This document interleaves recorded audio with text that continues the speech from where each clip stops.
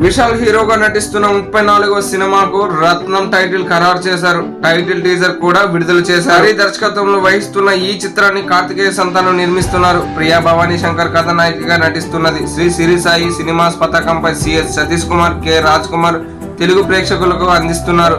ఈ నెల 26న ప్రేక్షకుల ముందుకు మొదటి షాట్ టీజర్ చూస్తే వరుసగా కొన్ని ట్రక్కులు వస్తాయి. ఓ ట్రక్కు నుంచి దిగిన విశాల్ కొంచెం ముందుకు నడుస్తారు. పల్లెటూరులో పొలిమేరల్లో పోతరాజు విగ్రహాలు ఉన్నట్లు 3 విగ్రహాలు ఉన్నాయి.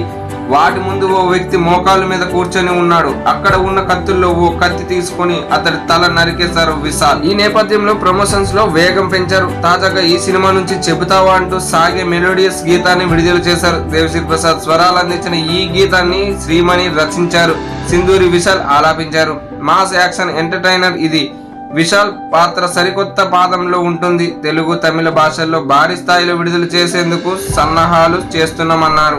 తమిళ స్టార్ హీరో విశాల్ కు తెలుగులోనూ అనేక మంది ఫ్యాన్స్ ఉన్నారు. ఆయన సినిమాలు తెలుగులోనూ విడుదల అవుతుంటాయి. అలా తాజాగా తెలుగు ప్రేక్షకుల ముందుకు వస్తున్న సినిమా రత్నం.